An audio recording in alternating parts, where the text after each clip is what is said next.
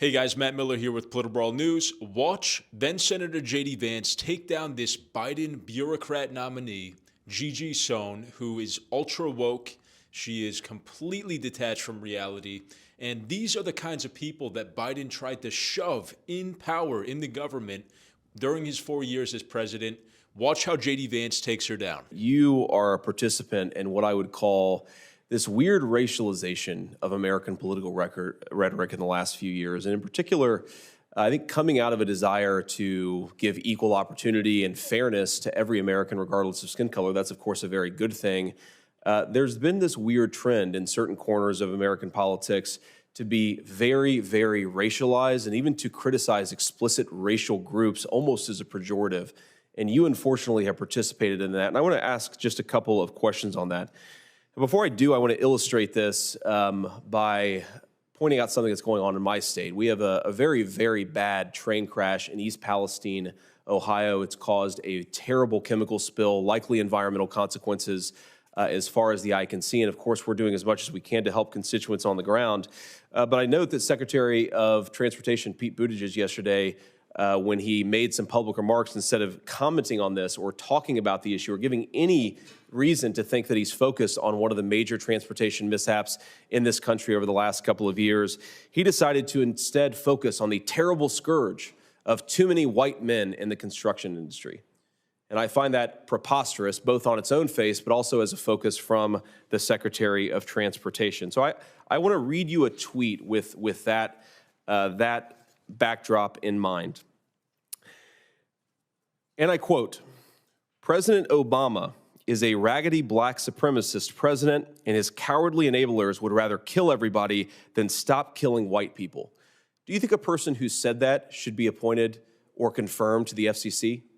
Could you read I didn't quite get that. Could you just reread that, would you mind? President Obama is a raggedy black supremacist president, and his cowardly enablers would rather kill everybody than stop killing white people. Do you think a person, yes or no, who says that should be appointed to the FCC?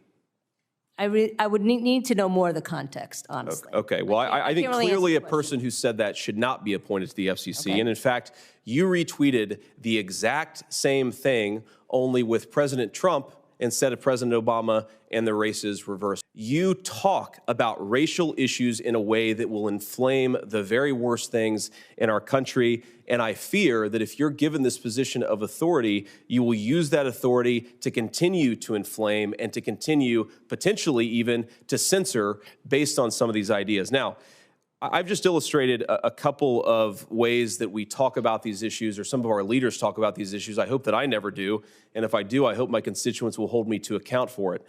But one of the things that I fear here is that you're being appointed to a position with an incredible amount of control over the way that we communicate with each other, the way that we debate with each other, the way that our politics actually manifests itself in the public debate. And I guess I'd ask you, do you think those comments are a good thing for the American people to hear, given how much power you will have if you get confirmed? Senator, I made those comments in my role as either a private citizen or a public advocate, and they will have absolutely no bearing on how I would act as an FCC commissioner. Ms. Sohn, I appreciate that, but they reveal something about how you see the world, how you think about the world, and how you feel about the world. So I understand and respect that you made them in your capacity as a private citizen, but they are reflective of a person who will have a lot of power if the Senate confirms your nomination. And this is why I'm going to oppose your nomination, despite some areas of substantive agreement. Thank you, Ms. Sohn. Senator, if I could just say, I can't just walk into the FCC and say, okay, Gigi Sohn wants all these things to happen, and they will happen.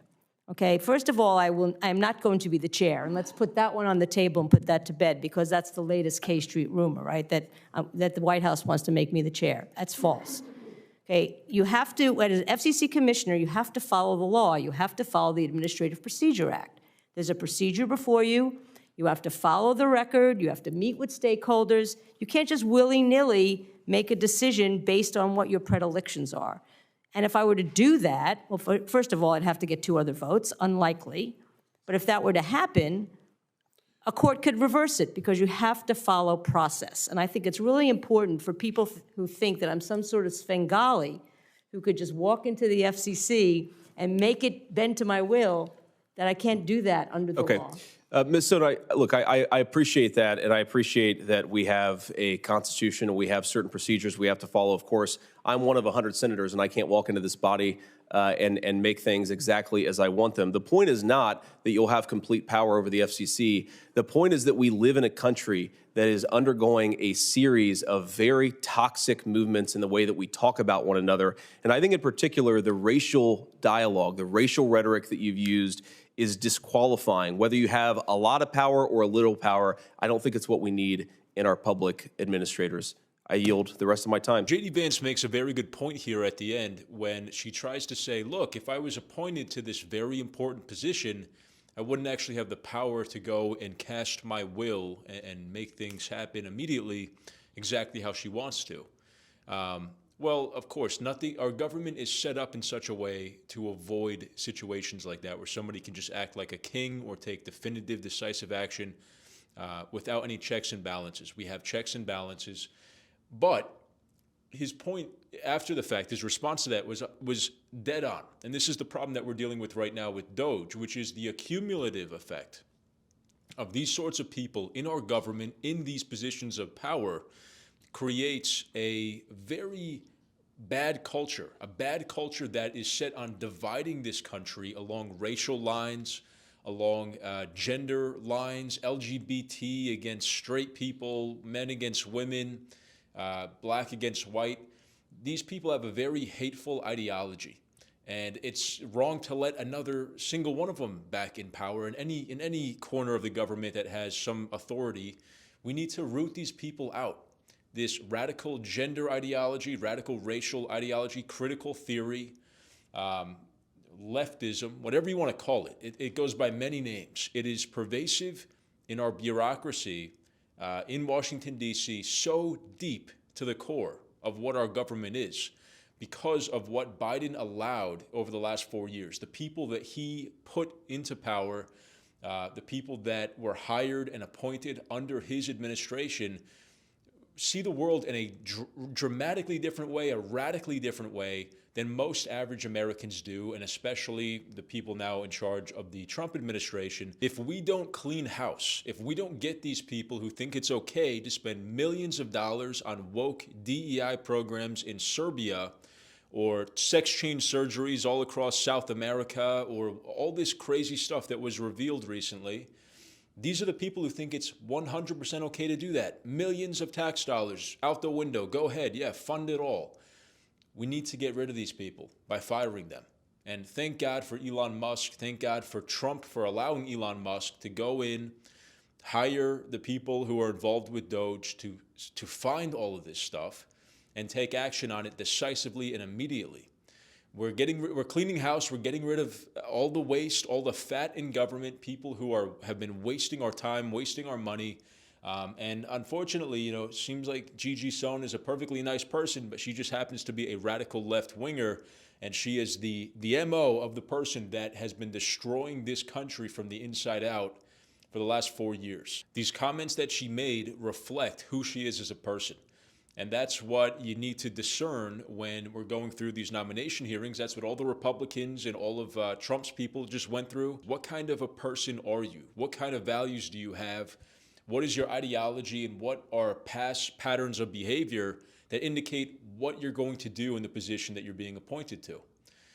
That's really all you can do as a senator like J.D. Vance here to try to protect the American Republic from people who are radicals, from people who are extremists, from people who might do harm with the authority that they're being granted. It's going to take a lot of cutting, a lot of trimming of the waste for America to finally feel like its government represents its interest and is actually taking action on behalf of the interest of the American people again. It's shocking, but in some ways it's not surprising to see all those line items about millions of dollars going out the door for DEI programs across the world, funded by us, the American taxpayer.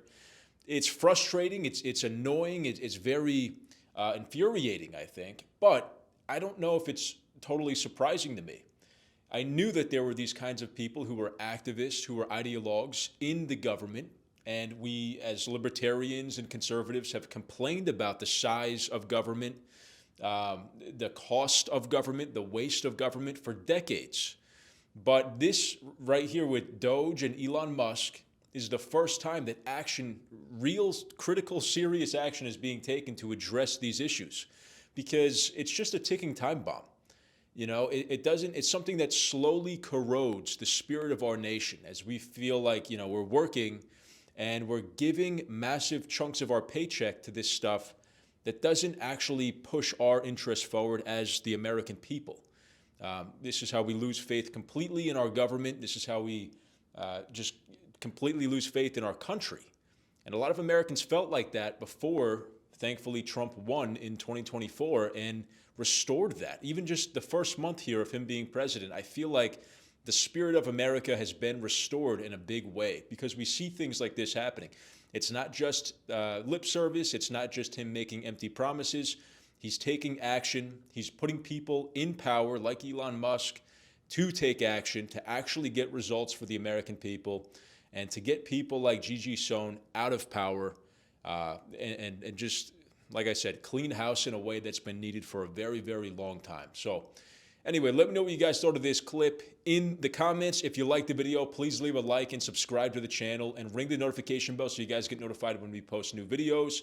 Thank you so much for supporting PolitiBrawl, and I'll see you guys next time.